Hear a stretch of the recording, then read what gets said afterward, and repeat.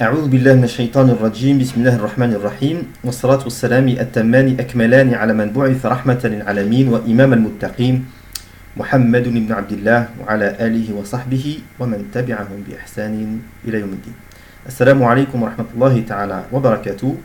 Soyez les bienvenus pour cette nouvelle vidéo de l'Institut d'études coraniques qui aujourd'hui tournera autour de la question de la langue arabe. Et plus précisément, cette vidéo est intitulée Les 3 secrets pour apprendre la langue arabe, ou comment en quelques minutes essayer de synthétiser les éléments clés qui vont nous permettre d'être dans une dynamique d'apprentissage de cette langue. Alors, sans plus attendre, premier élément qui est extrêmement important avant de pouvoir aborder l'apprentissage de la langue arabe, mais c'est également valable pour les autres langues, c'est l'élément de la proactivité.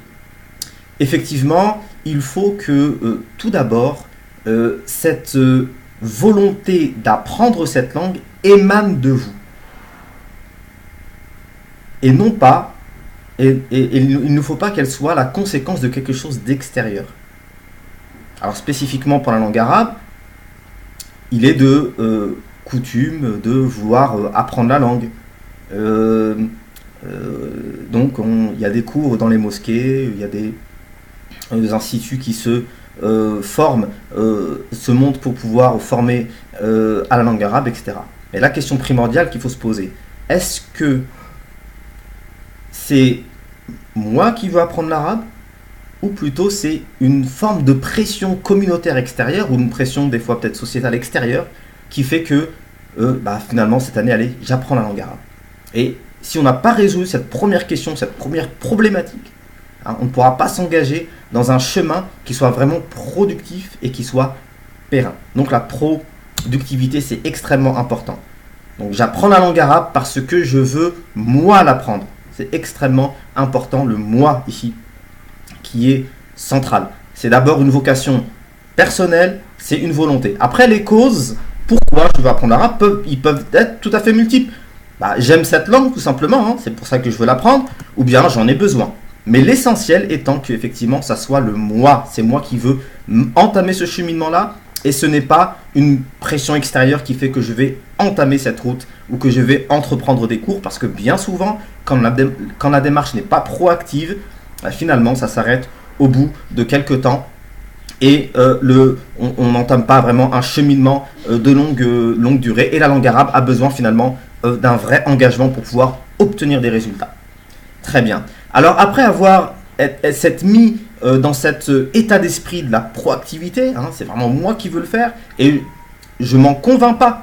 J'ai vraiment un travail sur moi-même pour voir est-ce que vraiment je veux ou pas. Parce qu'il se peut que je ne veux pas finalement, après m'être interrogé profondément, apprendre la langue arabe. Alors dans ce cas-là, c'est même pas la peine d'entamer effectivement cette voie-là. Mais par contre, si c'est vraiment votre volonté, il faut que ça soit votre état d'esprit à partir de ce moment-là. Alors deuxième élément que je partage avec vous, c'est la possibilité. Ce que j'appelle la possibilité, c'est tout simplement intégrer l'idée que l'apprentissage de la langue arabe est possible. Vous allez me dire, mais c'est une idée effectivement qui peut paraître simple. Mais dans beaucoup de cas, et avec l'expérience de l'enseignement que nous avons vu maintenant depuis des années à l'Institut d'études coraniques, on s'aperçoit que dès le démarrage, certains étudiants finalement pensent que l'arabe est vraiment une langue inaccessible. Alors ils entament le chemin de la langue arabe, mais tout en pensant que c'est quand même difficile et c'est pas possible finalement de pouvoir arriver à appréhender et apprendre cette langue. Alors moi je vous dis 2 choses. Premièrement, l'arabe n'est pas une langue difficile. L'arabe n'est pas une langue difficile par rapport au français, qui effectivement pour beaucoup d'entre nous notre langue maternelle, où effectivement en français on n'a pas besoin d'apprendre les exceptions des fois, on n'a pas besoin d'apprendre les tournures parce que finalement on les a acquis au fur et à mesure de notre croissance et souvent quand on était enfant. Mais par rapport si on prend la langue française comme concept, comme langue du point de vue linguistique, c'est beaucoup plus difficile que la langue arabe. Hein, la langue arabe est une langue facile à appréhender, et tous ceux qui ont entamé le chemin avec nous dans l'apprentissage de la langue arabe sont soit aperçus effectivement que c'est une langue qui n'est pas, une fois qu'on a compris quelques concepts, on a compris la mécanique de la langue, finalement, hein, il y a beaucoup moins d'exceptions que la langue française, il y a beaucoup moins de grammaire que la langue française, la conjugaison est totalement différente et beaucoup moins compliquée que la langue française, donc finalement c'est effectivement une langue qui est plus facile à appréhender. Et deuxièmement, c'est qu'il est tout à fait possible de devenir arabisant. Hein, c'est tout à fait possible de devenir, à l'âge adulte, arabisant. Il faut faire bien ici une distinction entre arabophone et arabisant. On ne sera jamais arabophone. L'arabophone est la personne qui finalement est née, dont la langue maternelle est l'arabe. Hein, pour la majorité d'entre nous, notre langue maternelle étant le français, hein, on va devenir ce qu'on appelle arabisant. Et ça, c'est tout à fait possible. L'exemple en est, hein, tous les personnes qui ont entamé, qui n'avaient aucun contact avec la langue arabe, même dans leur famille, hein, c'est souvent des gens qui ont appris la langue arabe parce qu'ils en avaient besoin du niveau académique, et je pense aux universitaires, qui ont appris la langue arabe adulte et sont devenus totalement arabisants. Et nombre d'entre eux expliquent maintenant des livres de référence du patrimoine islamique en langue arabe à l'université, par exemple. D'accord ? C'est tout à fait factuel. Donc, il est possible de devenir arabisant même quand on entreprend le chemin de la langue arabe en étant adulte. Et là, je voudrais vous citer un petit exemple, une petite anecdote, une petite histoire qu'on raconte à l'endroit de Ibn Malik. Alors, qui est ce Ibn Malik ? Ibn Malik est un personnage du 6e siècle. Il a vécu entre 600 et 673 de l'Hégire, ça fait à peu près entre 1203 et 1266 de l'ère courante. Ce Ibn Malik a donc été dans une assemblée, hein, et dans cette assemblée, bien sûr tout le monde parlait arabe, et il y avait des vers poétiques qui étaient, récités, hein, et chacun partageait un petit peu, c'était un petit peu la tradition arabe, et c'était un Andalou, hein. Il vivait en Andalousie avant d'émigrer à Dimashq.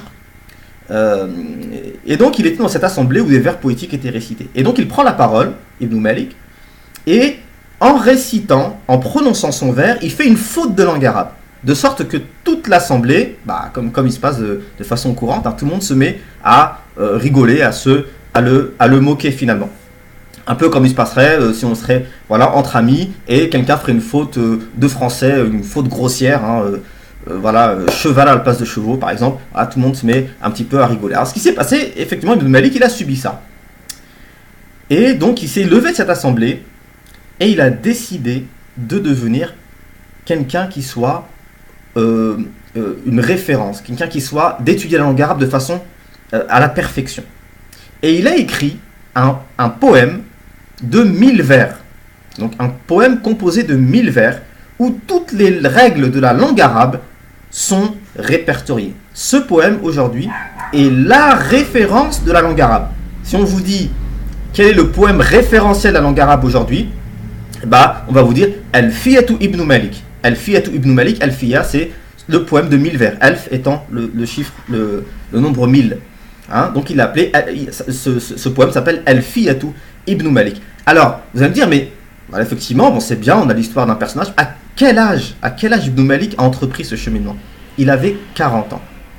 C'est à l'âge de 40 ans que cette anecdote s'est passée, qu'on raconte cette anecdote sur lui, et c'est à l'âge de 40 ans qu'il s'est mis effectivement à produire ce poème qui aujourd'hui est devenu une référence en langue arabe. Donc l'arabe, c'est pas une langue difficile, et c'est tout à fait possible, même de façon tardive, à devenir un arabisant. Donc la possibilité, c'est extrêmement important. Après la proactivité, la volonté intérieure de faire, intégrer de façon extrêmement profonde que c'est possible de le faire. Troisièmement, c'est la priorité. Effectivement, la priorité. Pourquoi la priorité ? Tout simplement parce que quand on entame une langue de façon générale, et l'arabe en particulier, il faut absolument pouvoir concentrer ses efforts. Concentrer ses efforts, qu'est-ce que cela veut dire ? Ça veut dire qu'il faut pouvoir, pour un francophone, apprendre appréhender un arabe, ce que j'appelle l'arabe utile. L'arabe utile. L'arabe que j'ai besoin. Il est absolument inutile et contre-productif de appréhender un arabe qui ne va pas m'être utile. Hein, je veux rentrer dans la langue arabe et puis je me dis, bah voilà, tiens, je vais apprendre maintenant l'arabe du business, hein, ou l'arabe journalistique. Hein, bah, c'est pas forcément utile. Il faut que ça soit quelque chose qui me soit utile.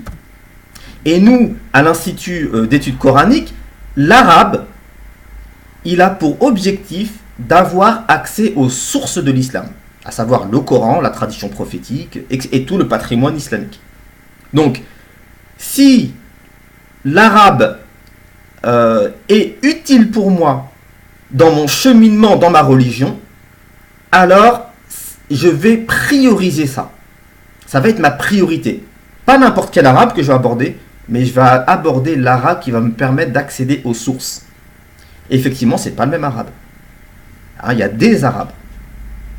Il y a des langues arabes, si je puis dire.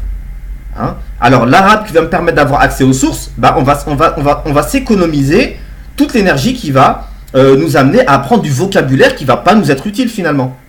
Hein? Quelle est l'utilité d'apprendre le vocabulaire comment on dit banane en langue arabe?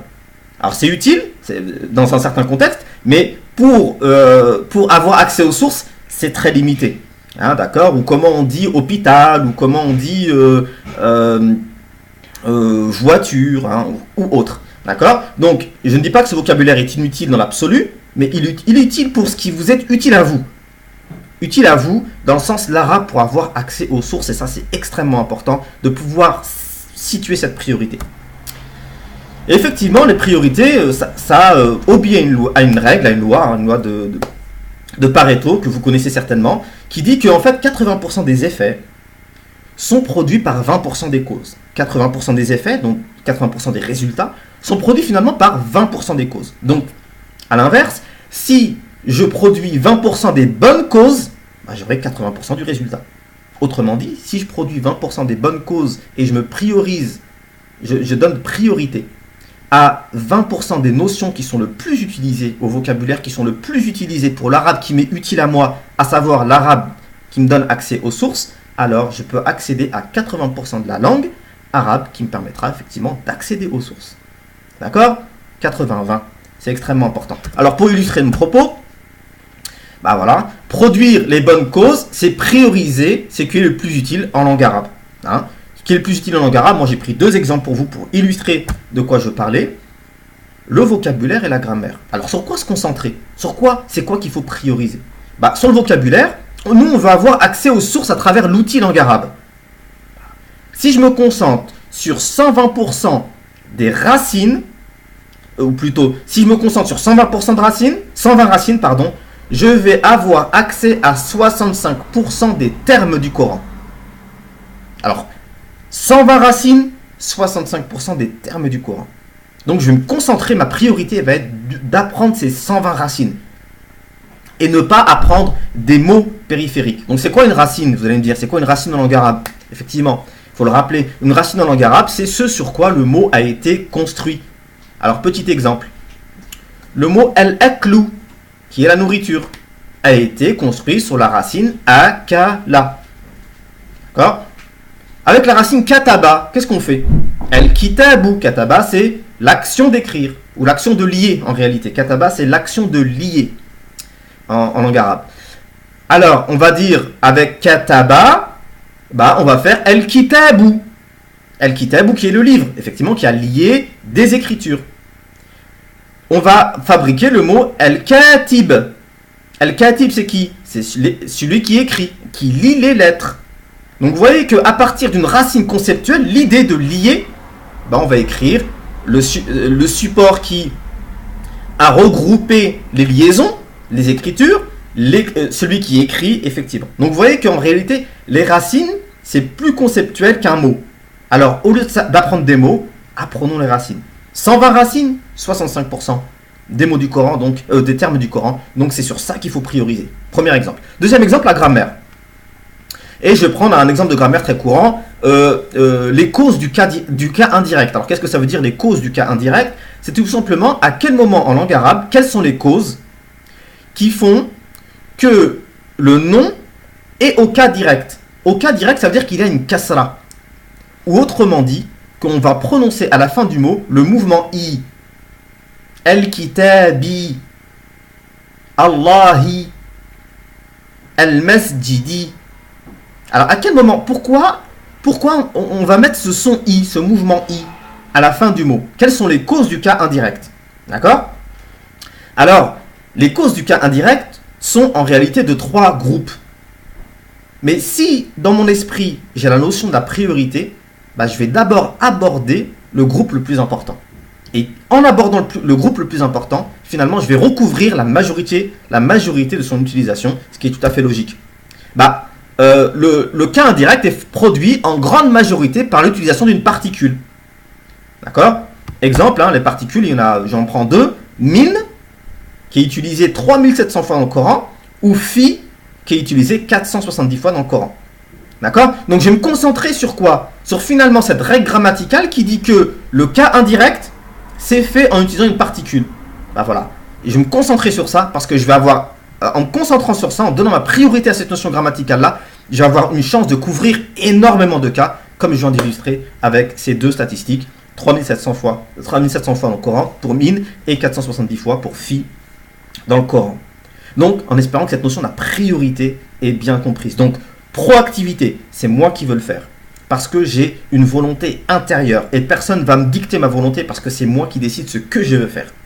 Deuxièmement, la possibilité. C'est tout à fait possible que vous deveniez arabisant en très peu de temps. Et nous l'avons fait maintenant pendant des années à l'Institut d'études coraniques.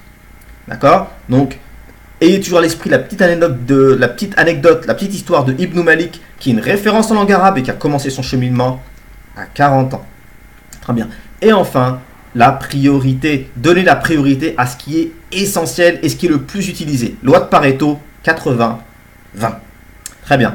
Et puis, j'ai envie de finir avec vous c'est cette petite vidéo des quelques secrets. En réalité, il y en a beaucoup plus. 3 secrets, c'est vraiment à titre d'exemple. C'est effectivement un petit bonus que je voulais partager avec vous, c'est la motivation. Effectivement, la motivation, pourquoi? La motivation parce que c'est effectivement le moteur. C'est ce qui nous permet de voir après la résultante. D'accord? C'est ce qui nous permet de voir encore plus loin la motivation. La langue arabe vous donne accès à un monde que vous ne connaissez pas, si vous ne connaissez pas la langue arabe. C'est aussi simple que ça. Un monde qui est énorme. Un monde qui nous est inconnu ou qui nous était inconnu. La clé de ce monde-là, c'est la langue arabe. Sachez que la majorité des références en islam, les références islamiques, ne sont absolument pas traduites en langue française. En langue française, on a quelques éléments vraiment très partiels. La majorité des tafasirs, des exégèses du Coran ne sont pas traduites en langue française. La majorité des grandes références, des livres où on va pouvoir partager l'expérience de grands savants, leur vie, etc., n'est absolument pas traduite en langue française.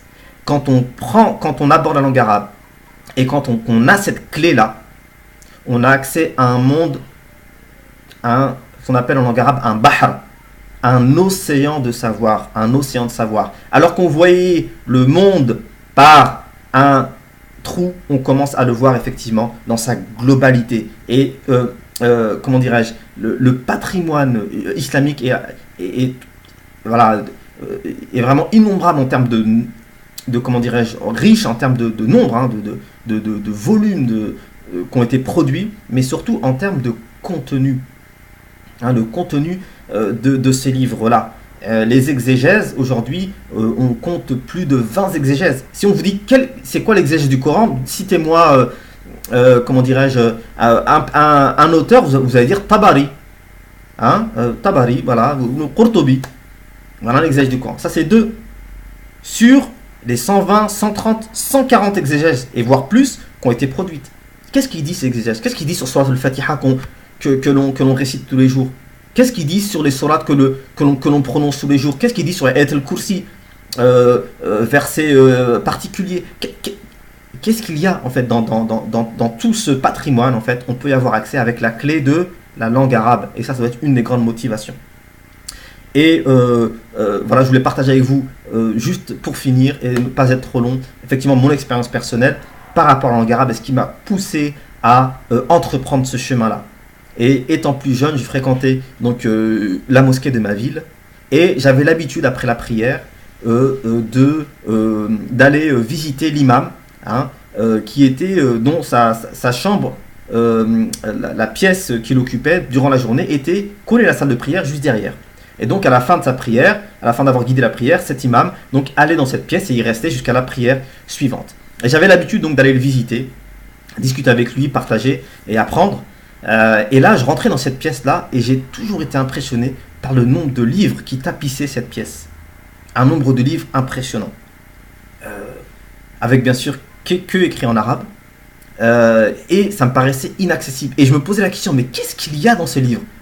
Quels sont les trésors que regorgent ces livres-là? Et voilà, jour après jour, me retrouvant devant une montagne de savoir et l'impossibilité d'y accéder, hein, et tout en ayant conscience que finalement, l'accès était que par la langue arabe. Il n'y avait qu'une seule clé à avoir. Une seule clé qui vous ouvre un monde extraordinaire, un monde de science, et un monde surtout qui nous permet d'accéder à un savoir qui nous permet.